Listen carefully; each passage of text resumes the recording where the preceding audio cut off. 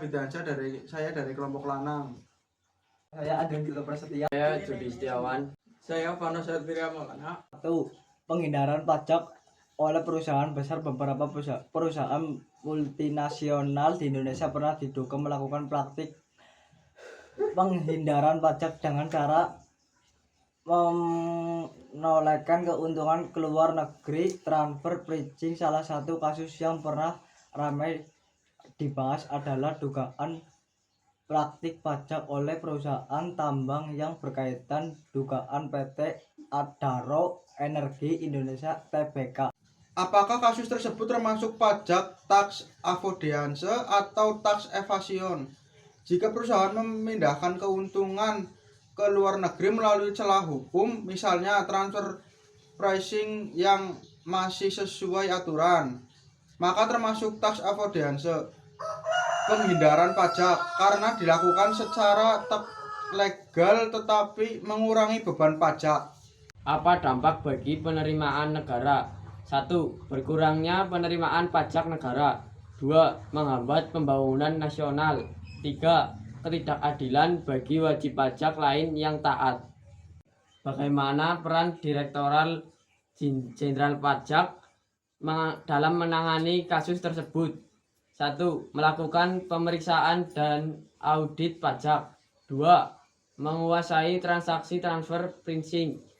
3. Menerapkan aturan anti penghindaran pajak atau GAR. Berikan solusi agar tidak terulang. Memperketat regulasi transfer pricing, transparansi laporan keuangan perusahaan, kerjasama perpajakan internasional.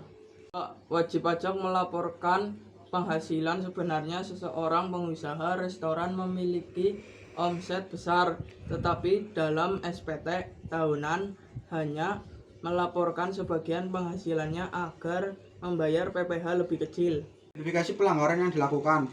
Pelanggaran yang dilakukan melaporkan penghasilan tidak sesuai kenyataannya untuk mengurangi PPh yang dibayar. B. Termasuk pelanggaran administratif atau pidana. Jika hanya kesalahan pelaporan tanpa unsur kesengajaan, bisa dikenakan sanksi administratif. Namun, jika terbukti sengaja memasukkan atau menyembunyikan penghasilan, termasuk pelanggaran pidana perpajakan. C. Apa menurut sanksi perpajakan? Sanksi denda administrasi, bunga alat kekurangan pembayaran pajak jika denda lebih besar, dan hukuman penjara sesuai UU Perpajakan. D. Bagaimana harusnya wajib pajak bersikap? 1. Jujur dan transparan dalam melaporkan hasil. 2. Membayar pajak sesuai ketentuan. 3. Menyimpan pembukuan dengan baik. Kasus 3. Tidak memiliki NPWP tetapi sudah berpenghasilan. Seseorang freelancer digital earning tetap setiap bulan tetapi belum mendaftarkan diri sebagai wajib pajak dan tidak membayar PPh. A. Apakah termasuk subjek pajak? Ya, karena merupakan orang pribadi yang tinggal di Indonesia dan memperoleh penghasilan, maka termasuk subjek pajak dalam negeri. B. Apakah penghasilannya termasuk objek PPh? Ya, karena penghasilan dari pekerjaan freelancer digital merupakan objek pajak penghasilan atau PPh. C. Jelaskan kewajiban yang seharusnya dilakukan. 1. Mendaftarkan diri untuk memperoleh NPWP. 2. Menghitung dan membayar PPh sesuai ketentuan. 3. Melaporkan SPT tahunan. Berikan edukasi singkat dalam bentuk kampanye sadar pajak. Sudah berpenghasilan, yuk segera daftar NPWP dan lapor pajak tepat waktu.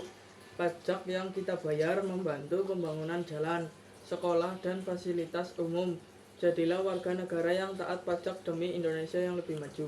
Sekian dari video kelompok kami. Selamat menyaksikan.